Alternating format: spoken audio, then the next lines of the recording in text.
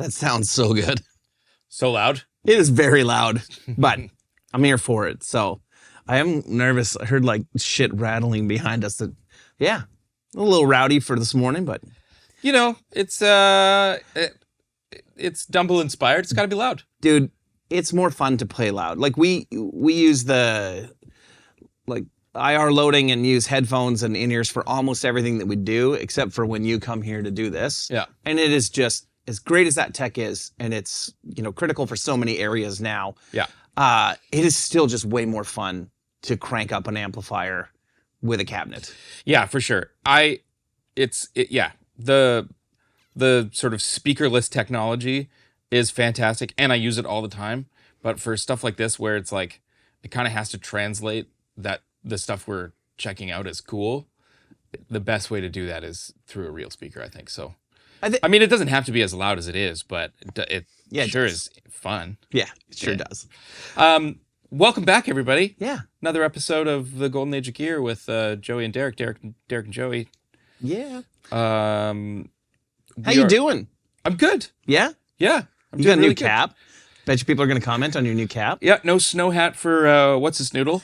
Yeah. Unfortunately. Did you buy like an old like British Roadster car to go with that? Or you have the scarf too? I wish. Yeah. No, I bought this in Australia. Did you? I've just been brave enough to start wearing it. Nice. Like I'm bald now, so just like you got to have an assortment of hats. And not that I don't know. I'm not self-conscious about not having hair. I just don't care. No. And I like wearing hats. I've always worn hats. Who gives a shit? I don't want to talk about it anymore. Hey, thanks for tuning in. You know, we love sitting and chatting about gear, whether it's, you know, Joe and I or just with any of our friends, and you guys are all of our friends. So do us a favor, drop us a comment about a cool piece of gear or anything just to say hi, because we love reading your guys' comments. And while you're at it, hit the subscribe button for us, and we'll see you next week. And we're talking about the Peace Hill Effects ODS tube preamp. Sounds good. So it also sounds good. I've been on the quest for ODS inspired pedals, and I in the last for sure year or two I've been collecting Dumble-inspired overdrive pedals. It's a sound that I really like. I've been trying to figure out how to build my own amp with a Dumble-inspired overdrive preamp section, which I have a working prototype, but there's, you know, prototype like I'm ever gonna make more than one. But I've made one that works, but it's not quite right yet.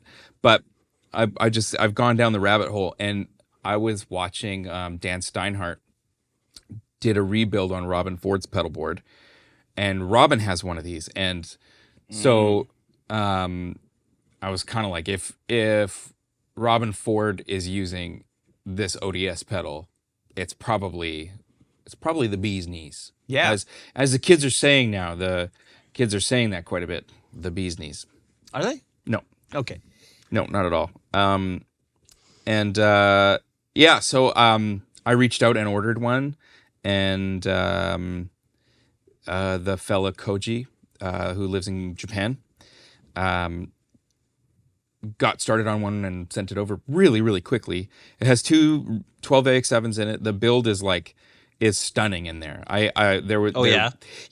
Unfortunately, it didn't travel super well, so I had to go and reseat the tubes. Because they're mounted in sort of horizontally. Yeah. Well, I guess it doesn't really matter how they're mounted because it's in transit, but they had, one of them had wiggled out and some of the actual pins had bent, so I had to replace the first tube. But so I opened it up, and the build quality is wild. In fact, at some point maybe we should pop the back off and grab some B-roll or something for folks to see. But it's all like really high quality amp components. He uses Vichy Dale resistors, which is one of the brand of resistors that Dumble was known to use. So he's using all the right stuff, and there's apparently some vintage components in there. I didn't have a close enough look to be able to identify them, but yeah, it's basically it's an amp preamp. There's no doubt like that it's just built like an amplifier or preamplifier. And so it is meant to go into the effects return, right? But we're running it into the front of the amp, and it sounds fantastic. Cool. So has a clean channel and a dirty channel just like an ODS. He got a bunch of other models. He actually has a tube screamer that is driven by a 12AX7. Oh, interesting. Which I wouldn't mind trying, because I just, as much as like some of my favorite guitar players are tube screamer players, I just can't stand them. Yeah, I don't. That was the first like real overdrive pedal I bought, was a TS9, because that's what I knew that Stevie was using at the time, and I went through that phase of trying to get Stevie's sound. Obviously, I've failed miserably, like almost everybody. Who can? But there's a couple, but but I went down that road, and that was the only overdrive pedal I had for forever. And it drove me nuts, because I was like, I can never get this thing to sound the way I want it to. And I knew nothing about clean bleed, and I didn't know. I mean, this was back in the 90s. Like, I just was just like, yeah, it just doesn't sound very good. Like, And then, once I started to play with a lot more boutique pedals, I was like, oh, like the way this circuit is designed is the problem. Like for me, I'm like, this is what where they sucks really, about this. really excel is, I think, tightening up high gain amps. Tightening up high gain amps, and there's like that's the first time I saw somebody step on one, in that setting, I was like, oh, that sounds awesome. Yeah. I was at a buddy's gig, and anyway, it was really, really cool. I would love to try one of the Peace Hill Effects tube screamer, like tube driven things, but I feel like it probably is still a tube screamer. Right. Who knows? Maybe it's not. Maybe it's just it's like a cute tongue in cheek thing. I'll have to reach out to him. But so I thought something that could be cool would be like, play the clean sound of the amp, check out what running the clean channel of the preamp into the front does. Yeah. Because that's not how it's meant to be run. Right. For sure. But I think there's ways to make it work, and make it work really, really well. We could also plug it into the loop. We could also plug it into the loop too. And just sort of do a little bit of A-Bing. But so here's our clean, like our full on.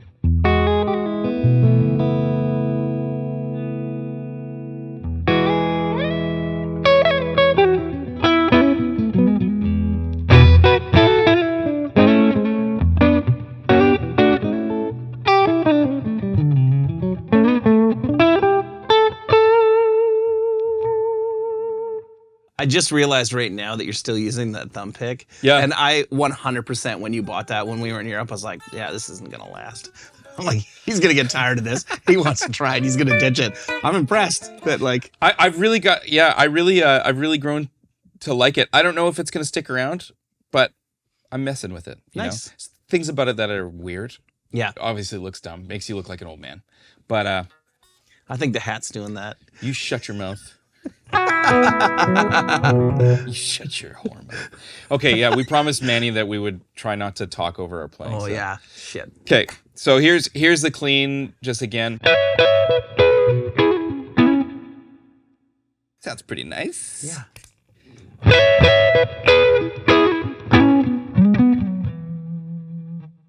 There's just a nice sparkle on top of that. A little extra sparkle on there. And I think that's like, because I've used tube preamps in front of an amp before, and that's kind of what I go for, is like try to keep it as close to unity as I can, maybe with a little bit of boost to make the amp work harder, but not necessarily the clean channel on board here work harder.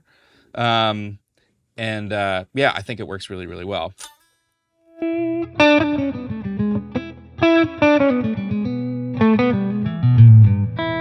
So the way sorry, Manny. The way an ODS or like a cascading gain circuit works is you have the clean channel, which uses both halves of a 12AX7, and then the tone stack is usually sits in between the first gain stage and the second gain stage. And then when you bring in the overdrive channel, it just brings in another 12AX7, so another 2 gain stages. And so you can drive the second and third gain stage with the second gain stage. So this is this is the first gain stage. So this runs into gain stage 2, and then that goes into gain stage 3, and then this works as a master volume for the dirty channel. So you can kind of, it takes a little bit of work to balance them, but so like, you know, again, our clean tone.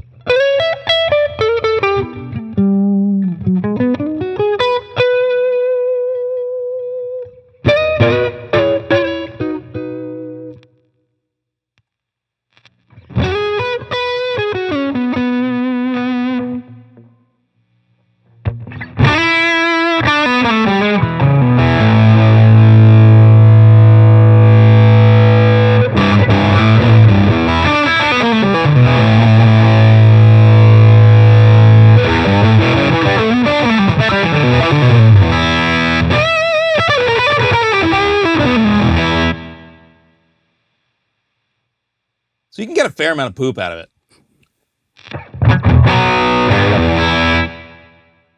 You want to try it? Yep, I do.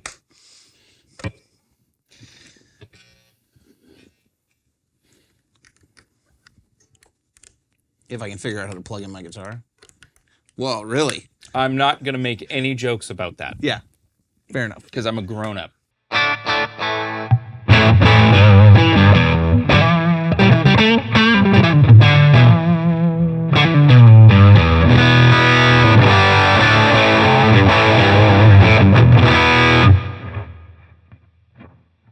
What do you want to hear? That. Okay.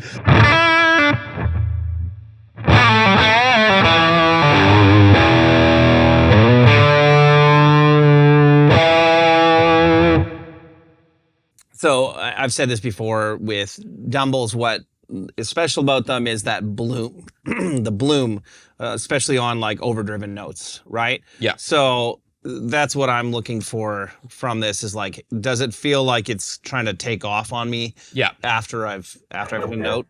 Sorry, Manny.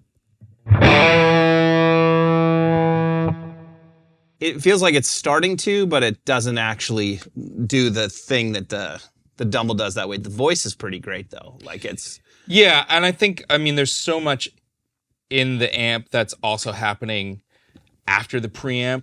So that's something you always have to take into consideration is like, you know, the preamp is just the first part of everything. And then a huge part of the sound is also happening in the power section. So for sure. You know, yeah, I don't know the science behind that with a Dumble, like how much of that, like that bloom that we talk about, like how much of that is power amp versus preamp, like, yeah, like where does that happen in the circuit? Yeah, and it all, I think it realistically probably happens at several spots in the, you know, it's happening in the preamp, it's going to happen in the phase inverter somewhere. Some of them also had cathode followers built into them, which would give you a little extra sort of touch sensitivity. Not all of them. So it's like there's so much going on. Yeah. But this thing, like in terms of the DNA of an ODS, feels like it's there. There's a lot of ODS inspired pedals that don't have the switches. Yep. So maybe I'll just flip some switches. So the jazz rock switch really has nothing to do with jazz or rock. It just has to do with the tone stack and how it sounds and the way it interfaces with the circuit. Okay. The deep switch changes the resonant sort of point for the mid range. Okay. So I'll show you that, and then the bright switch is just what you imagine a bright switch to do. So just play. Cool.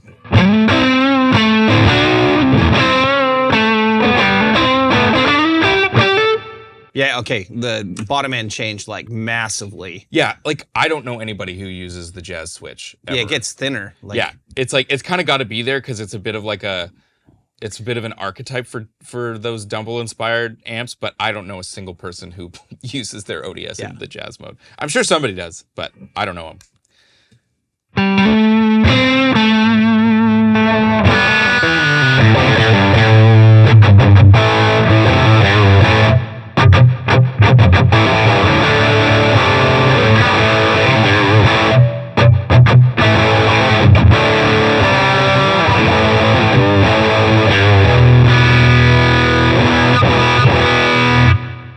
Yeah, it feels awesome. Like it's, yeah, it saturates really nicely.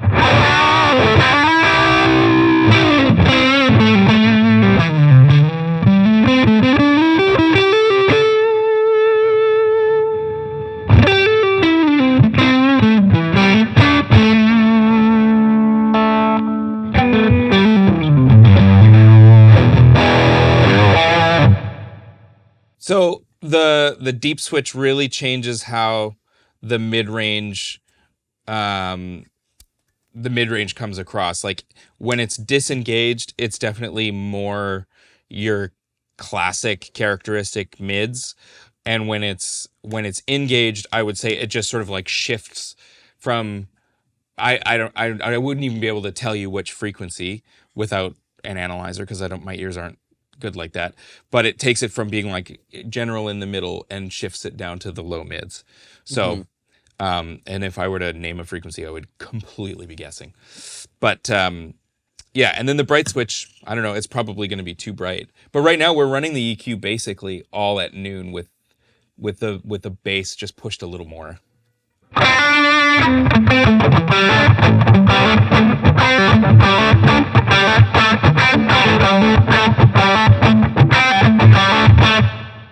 Okay, what happens if you turn the treble down a little bit with the bright switch engaged? Because there's an attack on the switch up that is really cool. Okay.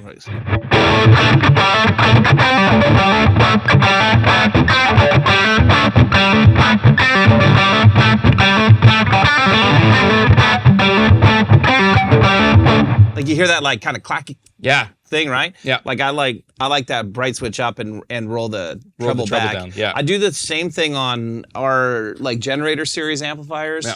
I put the bright switch on and then I pull the treble back because it doesn't do what this does, but it's a similar thing where whatever frequencies that bright switch is boosting, I like more than whatever frequencies the treble control is actually doing. I don't know what the bright switch is doing in this amp, but like a traditional bright switch basically like straps across the volume knob on your amp.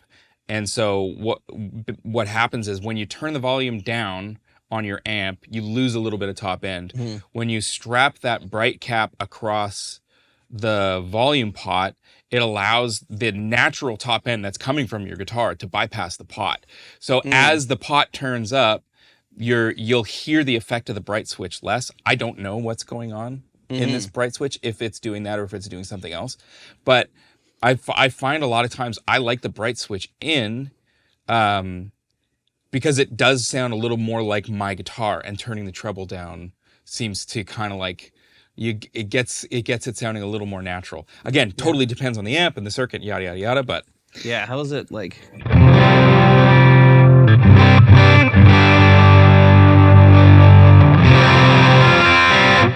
Yeah, like it's not too bright by any means with it in, but it gives you that like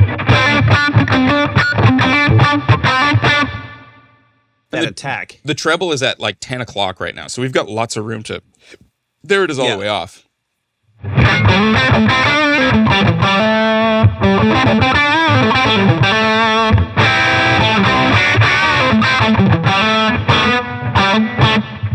Yeah.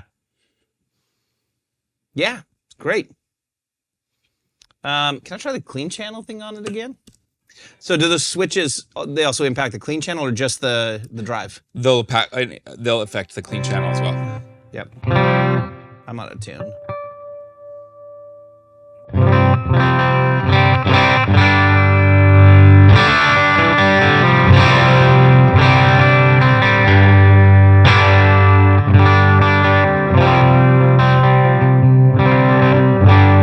That just got very dull feeling when whatever you did. Yeah.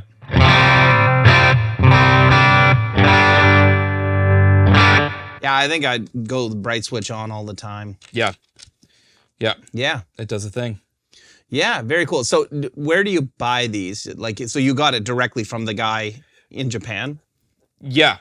Okay. Is that I think on his website, as far as I know, I don't know. Go to peacehilleffects.com. Okay. And I was, before I had reached out to him, I was looking on Reverb, but there wasn't very much available. You know, it's funny you say that. So I was looking at Reverb because I have a fairly large pedal collection, and like I have no more space in my office. He has many leather-bound books, and his Yes. apartment smells of deep, rich mahogany. It smells very much of knobs and potentiometers, and yeah. Knobs for sure. Yeah.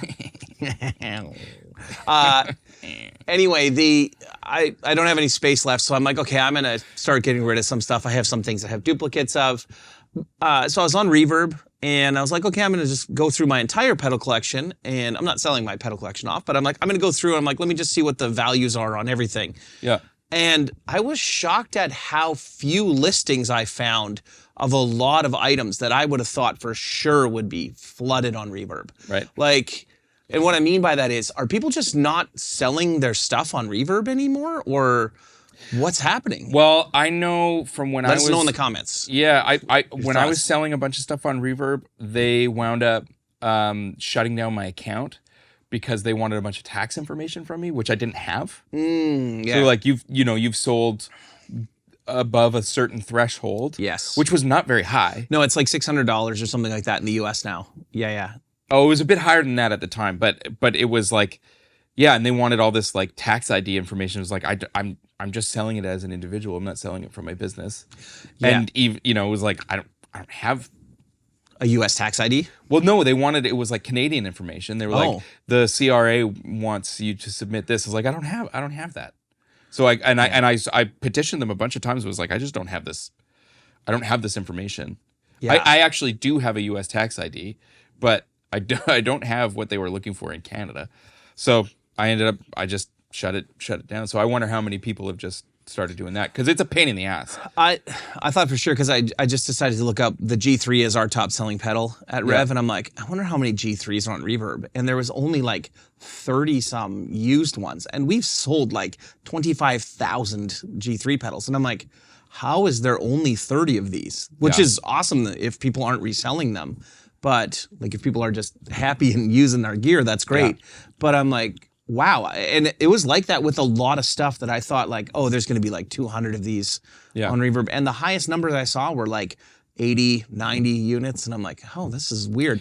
Yeah, it's weird. It kind of drives me nuts, to be honest, is like the extent that the CRA went to like get paid off of my sales versus like do you know what's going on with Spotify right now? All that stuff.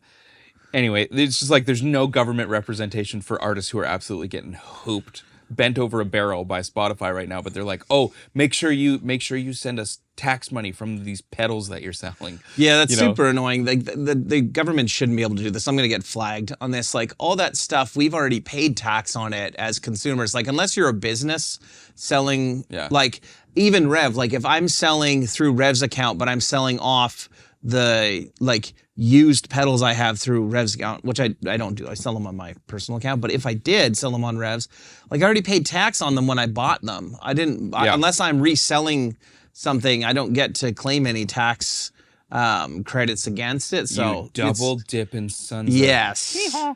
Yeah. Anyway, the Peace Hill effects is sweet, but yes. Yeah. But they're hard to find then. So they're kind of tough to find, but I do think they're readily available through his website. As far as I know, he's a fairly small operation, but fantastic, just absolutely fantastic. Yeah. And as far as a pedal goes, definitely not cheap. As far as a Dumble goes, insanely affordable. Right. Yeah. Do you know the price on it, ballpark? It was around 1,000. Okay. Yeah. Yeah. Yeah, I mean, that's the... Canadian. Yes. Yeah. Oh, so like $75 US. Yeah. For $75. Yeah. Yeah, but I'm not going to say it. Never mind. No. Yep. A lot of the pedals in this, like I've been watching for those Shin pedals, which Evan picked up a few of them, so I'm going to have to talk to Evan and see about figuring that out. But I've been looking at like the Shin Dumble-inspired stuff, and they're all in and around like $500 to $700 US, which $700 US is probably pretty close to 1,000 Canadian now. Yeah. So that makes sense. So I mean, it's crazy. I mean, I think we talked about this before, but the first expensive pedal I bought was that Octavia, the Chicago Iron Octavian, and it was $500 in like 2007. And I was like, I can't believe I'm going to spend $500 on a pedal. And now it's like $1,000 $1,500 sometimes, you know. Yeah. If you're looking at older stuff or the super boutique fuzz pedals, you know, it's nutty. But Very cool. Fun time to be alive. Anyway, check them out. Peace Hill Effects.